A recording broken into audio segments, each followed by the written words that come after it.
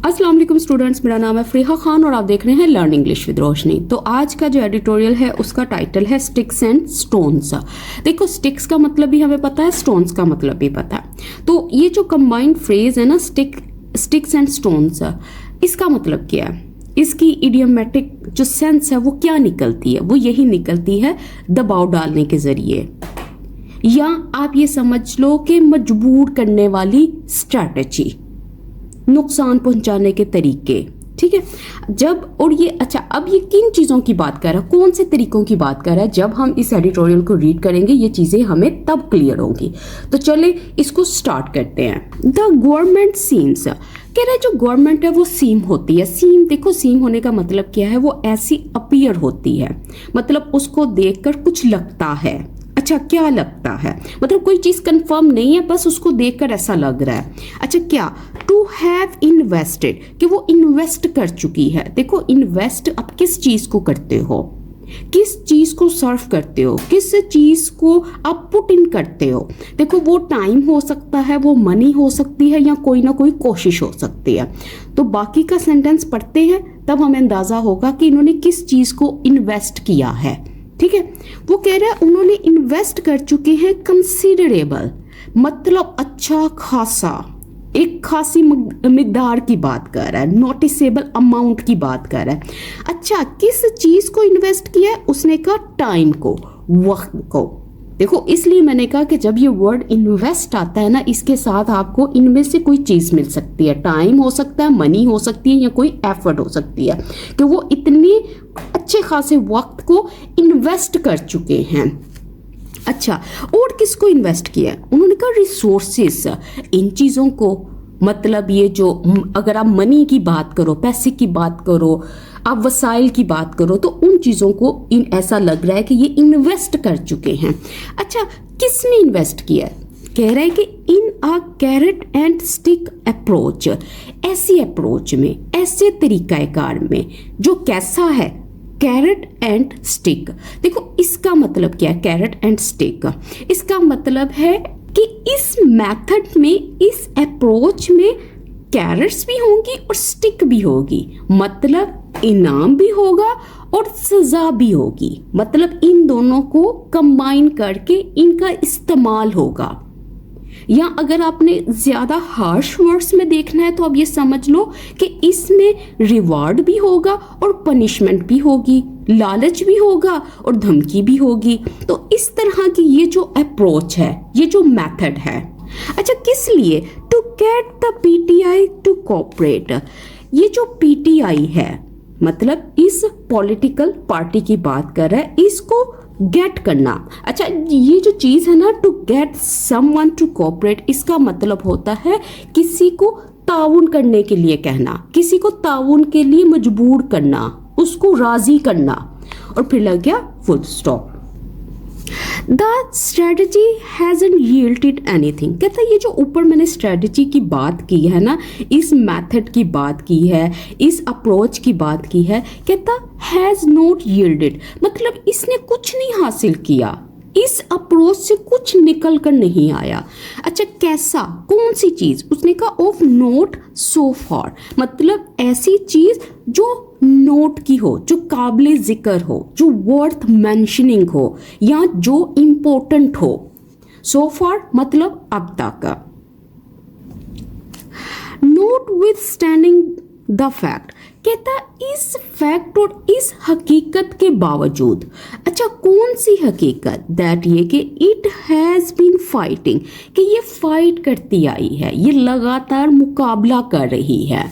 अच्छा, कैसे? कह रहा अंडर ग्रोइंग प्रेशर, मतलब एक उस प्रेशर के अंदर जो लगातार बना हुआ है। और वो कैसा है? ग्रोइंग है, मतलब वो इंक्रीज होता हुआ है, वो बढ़ता हुआ है। द पीटीआई हैज कंटिन्यूड, के जो पीटीआई है उसने अभी तक कंटिन्यू रखा है, उसने बरकरार रखा है। अच्छा, किस चीज को? To make demand after demand, इस चीज को, मतलब लगातार मुतालिबात को, बार बार की डिमांड्स को, एक डिमांड के बाद दूसरी डिमांड। अच्छा कौन सी डिमांड, किसके बारे में, उसने कहा रिगार्डिंग व्हाट इट कंसीडर, कहता उसके बारे में, उस हवाले से, व्हाट इट कंसीडर जो ये समझती है। अच्छा क्या, एंड मैनी वुड अग्री, और कहता जो बहुत सारे हैं वो इस बात से इत्तेफाक करेंगे, इस चीज को एक्सेप्ट करेंगे। अच्छा क्या, किस चीज को, उसने कहा or its rights as a political party, मतलब उसके हकूक किस तरह से, किस चीज के तौर पर, उसने कहा पॉलिटिकल पार्टी के तौर पर, एक सियासी जमात के तौर पर, और फिर लग गया फुल स्टॉप। अच्छा इसकी वो कैब को चेक कर लीजिएगा। नॉट विद स्टैंडिंग का मतलब क्या होता है, इसका मतलब होता है डिस्पाइट, इस चीज के बावजूद, और डिमांड आफ्टर डिमांड मतलब एक डिमांड के बाद दूसरी डिमांड। अच्छा इसको दोबारा देखते हैं क्योंकि पीछे शोर हो रहा था, ये दोबारा मैं इसको रिवाइज कर दूं। कहता when the system hasn't yielded, देखो यील्ड करने का मतलब क्या है, एक इसका मतलब होता है प्रोवाइड करना, फराहम करना, कुछ देना, और यील्ड का मतलब होता है सरेंडर करना भी। अब यहाँ पे किसकी बात कर रहा है, यहाँ पे बात कर रहा है प्रोवाइड करने की। कहता जब सिस्टम ने प्रोवाइड नहीं किया, उसने फराहम नहीं किया, उसने कुछ नहीं दिया, अच्छा किस चीज को, इस स्पेस को, इस गुंजाइश को, इस मौके को, तब PTI has grown more aggressive, कि ये जो पीटीआई थी ये और भी ज्यादा अग्रेसिव हो गई, बहुत ही ज्यादा सख्त हो गई। तो किस चीजों में, इन इट्स रेट्रिकल अटैक्स, इसके जो ये वाले अटैक्स थे, मतलब ये जो जुबानी हमले थे, ये जो सख्त तनकीद थी इस चीज में। अच्छा किनके खिलाफ, उसने कहा अगेंस्ट द इंडिविजुअल्स, उन अफराद के खिलाफ, इट होल्ड्स रिस्पॉन्सिबल, जिसको ये जिम्मेदार ठहराती है। अच्छा किसके लिए, फॉर इट्स प्रेडिकामेंट, इसके इस बुरे हालात के लिए। देखो प्रेडिकामेंट का मतलब क्या होता है, इसका मतलब होता है क्राइसिस, डिलेमा, मतलब एक बहुत ही खराब सूरत हाल, बुरे हालात जो कहते हैं, मुश्किल हालात, और फिर लग गया फुल स्टॉप। तो देखो इसमें उसने क्या बात की है, उसने यही बात की है कि जब सिस्टम ने इसको ये प्रोवाइड नहीं किया था ना, इस स्पेस को उसने जगह नहीं दी इसको पॉलिटिक्स में, तो इसका रिएक्शन कैसा था, इसका रिएक्शन ऐसा हो गया था, वो ये बता रहा है। अब आगे देखो, टू बी फेयर का मतलब होता है इंसाफ के तौर पर। अच्छा क्या, द गवर्नमेंट्स कैरेट्स, कि गवर्नमेंट की जो कैरेट्स है ना, कैरेट्स का मतलब क्या है, यहाँ पे ये इनामात की बात कर रहा है, फायदों की बात कर रहा है। कहता ये वाली भी जो चीजें हैं ना, have not been sweet enough, कहता ये भी कोई स्वीट नहीं है, ये काफी कोई पुरकशिश नहीं है। स्वीट इनफ का मतलब क्या है, काफी दिलकश, अपनी तरफ खींचने वाली। तो उन्होंने कहा कि इनकी भी ये जो फायदे हैं, ये जो मेंशन करते हैं, ये भी कोई अट्रैक्टिव नहीं है। अच्छा कैसे नहीं है, कहता एवरी ऑफर, कहता हर पेशकश, अच्छा किस चीज की, ऑफ मीडिएशन, इस चीज की, मतलब ये जो दखल अंदाजी देनी है ताकि ये जो मामलात हैं इनको सेटल कर सके, इन झगड़ों को हल कर सके।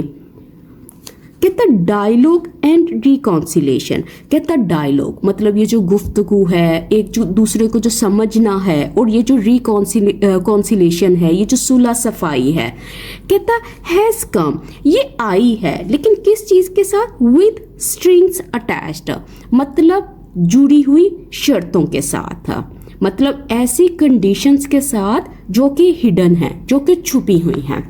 और फिर लग गया यहाँ पे फुल स्टॉप। अच्छा इसको देख लीजिएगा, स्ट्रिंग्स अटैच्ड का मतलब क्या होता है, ऐसी चीज जिसमें शर्तें छुपी हुई हों। कहते दोज, वो वाले लोग, अच्छा कौन से लोग, ऑफरिंग जो कि ऑफर करते हैं, जो कि पेश करने वाले हैं, द डील्स, इन डील्स को, इन अग्रीमेंट्स को, इन मुआहदों को, हैव एक्सपेक्टेड, कहता वो एक्सपेक्ट कर चुके हैं, उन्होंने तवक्कात रखी हैं। अच्छा किस चीज में, कंसेशंस फ्रॉम द पीटीआई, इन कंप्रोमाइजेस की, इन रियायतों की। अच्छा किन से, उसने कहा पीटीआई से, मतलब पाकिस्तान तहरीक इंसाफ से, which the latter is unwilling, कहता बाद में, जो कि ये बाद वाली चीज है ना, ये वाली जो पीटीआई है, ये वाली जो पार्टी है, कहता है इज अनविलिंग, वो तैयार नहीं है। अच्छा, किस चीज के लिए? टू मेक मतलब तस्लीम करने के लिए, अग्री करने के लिए या देने के लिए, और फिर लग गया फुल स्टॉप।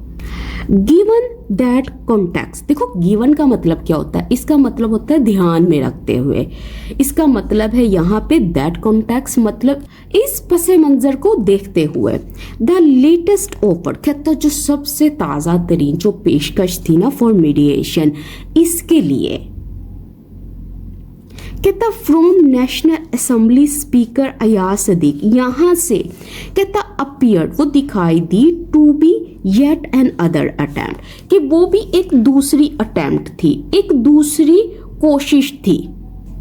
अच्छा, कौन सी? कहता that may be doomed to failure, कहता जो कि मे बी हो सकता है, वो लाइकली टू फेल हो, मतलब वो नाकाम हो। देखो डूम्ड टू फेलियर का मतलब क्या होता है? इसका मतलब है उसका नाकाम होना जो है वो तय है, उसका जो रिजल्ट है वो क्या है? फेलियर है। तो बस उन्होंने यही कहा कि जो ताज़ा तरीन ऑफर भी थी इनकी तरफ से वो भी ऐसी है, उसका भी फ्यूचर ये वाला है, इसके चांसेस हैं। कहता सिंस द टर्स प्रेस कॉन्फ्रेंस लास्ट वीक, अच्छा सिंस लगाया इसने, सिंस लगा के बता रहा है कि किस वक्त से, कहता जब से ये वाली जो प्रेस कॉन्फ्रेंस थी जो कि टर्स थी, मतलब जो बहुत ही मुख्तसर थी, शॉर्ट थी। अच्छा कब थी? उसने कहा लास्ट वीक, पिछले हफ्ते। कहता there has been much talk of there being no room for the PTI, कहता there has been much talk, वहाँ पे बहुत ज़्यादा गुफ्तगू थी, डिस्कशन थी, रूमर्स थे, अफवाहें थी। अच्छा किस चीज़ की? of there being no room, कि वहाँ पे ज़रा भी कोई भी गुंजाइश नहीं है। अच्छा किसके लिए? पीटीआई के लिए। कहाँ पे? इन द नेशनल पॉलिटिकल कॉन्फ़िगरेशन, यहाँ पे मतलब इस सियासी सूरत हाल में, और फिर लग गया फुल स्टॉप। अच्छा इस सेंटेंस में एक चीज़ देखो, ये जो लिखा हुआ है ना इसने देयर बीइंग नो रूम, ये क्या चीज़ है? देखो कहीं पे भी जब टॉक आती है, डिस्कशन आती है, पॉसिबिलिटी आती है, कोई लाइकलीहुड होता है, तो उसके बाद ऑफ प्रपोजिशन आती है। ठीक है, ऑफ प्रपोजिशन के बाद आप चीज़ मेंशन करते हो किसकी बात हो रही है, किसकी टॉक हो रही है, किसकी डिस्कशन हो रही है, या किस पॉसिबिलिटी की बात की जा रही है। अब यहाँ पे जो ऑफ प्रपोजिशन है ये अपने बाद नाउन रखेगी, प्रोनाउन रखेगी कि जेरेंट रखेगी। ठीक है, अब यहाँ पे अगर जेरेंट लगाते तो यहाँ पे बीइंग आना था, क्योंकि बी की जो आईएनजी फॉर्म है वो क्या है? वो बीइंग है। ठीक है, और ये जो देयर है ये डमी सब्जेक्ट है। ठीक है, अगर देयर बीइंग को मैं ब्रेक करूं तो ये क्या बनता है? ये इस तरह से लिखा जाएगा कि देयर इज और आर। ठीक है, ये इस तरह से ये स्ट्रक्चर है, लेकिन यहाँ पे हमने बीइंग इसलिए यूज़ किया है क्योंकि जो ऑफ प्रपोजिशन है वो अपने बाद जेरेंट लेती है, और ये किस में आते हैं? ये बी में आते हैं। ठीक है, इसलिए यहाँ पे बीइंग यूज़ हुआ है। ठीक है, ये भी एक स्टाइल है राइटिंग का। असल में इसने क्या लिखना चाहा? इसने यही लिखना चाहा ना कि there is no room for the PTI in the national political configuration. और ये जो पॉलिटिकल कॉन्फ़िगरेशन है इसका मतलब क्या है? ये जो मुल्क की जो सियासी सूरत हाल है। ठीक है, ये बातें की हैं उसने। कॉन्फ़िगरेशन क्या होती है? स्ट्रक्चर होता है, जो इसकी तरतीब है, जो इसका सेटअप है। अब आगे देखते हैं। कहता there has also been renewed talk, कहता वहाँ पे ऐसी भी बातचीत थी, ऐसी भी गुफ्तगू थी, लेकिन कैसी थी? रीन्यूड थी, मतलब वो दोबारा से शुरू हुई थी। मतलब एक बात चल रही थी, उसमें पॉज आया था, उसके बाद फिर से उसको स्टार्ट किया गया, उस डिस्कशन को, उस डिबेट को, उस बातचीत को। अच्छा किसकी? Of the minus Imran formula, मतलब इस फॉर्मूला को, इस तरीकाकार को जो कैसा है? माइनस इमरान, मतलब पीटीआई इमरान के बगैर, ये इस तरह से बात कर रहा है। अच्छा इसको देख लीजिएगा, रीन्यूड का मतलब होता है वो चीज़ दोबारा से शुरू की गई हो, और फॉर्मूला क्या होता है? ये जो स्ट्रेटजी होती है, उनके जो प्लान होते हैं, जो मंसूबे होते हैं। कहता है the PTI de facto chairman, जो पीटीआई की डी फैक्टो, देखो डी फैक्टो का मतलब होता है जो कि प्रैक्टिस में है, जो अमली तौर पर हैं।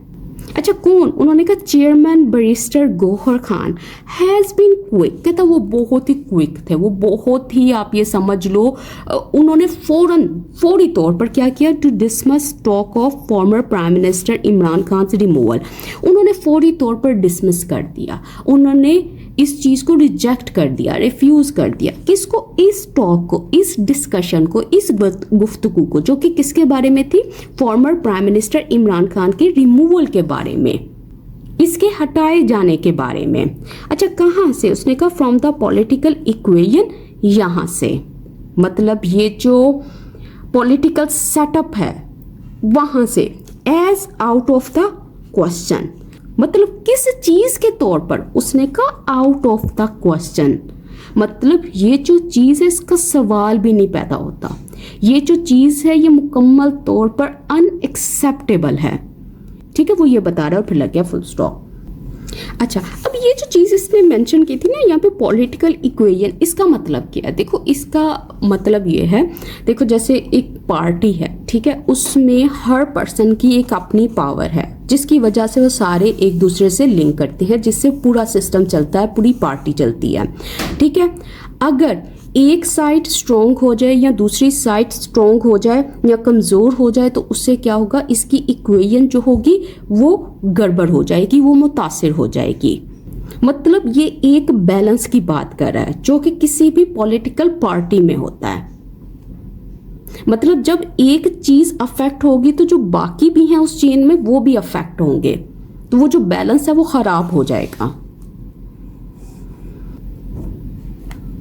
The situation without a doubt, कहता है ये जो सूरत हाल है बगैर किसी शक के, रिमेन्स क्वाइट टेंस है, कहता है ये अभी भी काफ़ी टेंस है, मतलब अभी भी ये स्ट्रेन्ड है, ये स्ट्रेसफुल है। विदाउट अ डाउट मतलब कोई शक नहीं है, ये चीज़ पक्की है। द ग्रोइंग क्रिटिसिज्म, कहता वो वाला क्रिटिसिज्म, वो वाली तनकीद जो कि ग्रोइंग है, जो कि बढ़ती हुई है, जो इंक्रीज होती हुई है, किसके खिलाफ? अगेंस्ट इमरान खान, इनके खिलाफ। बाय बोथ द स्टेट, कहता दोनों की तरफ से, स्टेट की तरफ से एंड वेरियस गवर्नमेंट फिगर्स, कहता किन की तरफ से? कहता स्टेट की तरफ से और जो वेरियस का मतलब होता है डिफरेंट, जो गवर्नमेंट फिगर्स हैं, मतलब वो वाले लोग जो कि ऑफिशियल पोजीशंस को संभालते हैं। ठीक है, कहता has up the political temperature, कहता वो इंक्रीज कर चुके हैं, उन्होंने बढ़ा दिया है सियासी हरारत को, इस टेम्परेचर को, इस टेंशन को। अच्छा बाय सेवरल डिग्री मतलब कई दर्जात, मतलब कई ज़्यादा इसने इस चीज़ को इंक्रीज कर दिया है। देखो ये जो वर्ड है ना अप्ट, इसका मतलब है किसी चीज़ को रेज कर देना, हाइटेंड कर देना, बढ़ा देना। और ये जो यूज़ किया ना इसने पॉलिटिकल टेम्परेचर, इसका मतलब क्या? Political tension.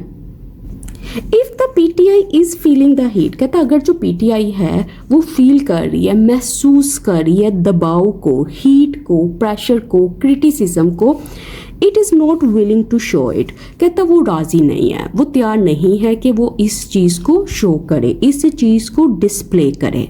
ठीक है, इट हैज़ रिस्पॉन्डेड, कहता ये रिस्पॉन्ड कर चुकी है, पीटीआई की बात कर रहा है, क्वाइट अग्रेसिवली, कहता बहुत ही मतलब काफ़ी सख्ती से, टू द क्रिटिसिज्म, किसको? कहता इस तनकीद के जवाब में उसने कैसे रिस्पॉन्ड किया है? ऐसे। And there is a good choice chance, कहता वहाँ पे एक अच्छा खासा इम्कान है। अच्छा किस चीज़ का? दैट ये कि मैटर्स कुड डिटीरियोरेट फर्दर, कि जो मामलात हैं वो मज़ीद ख़राब हो सकते हैं, वो बिगड़ सकते हैं।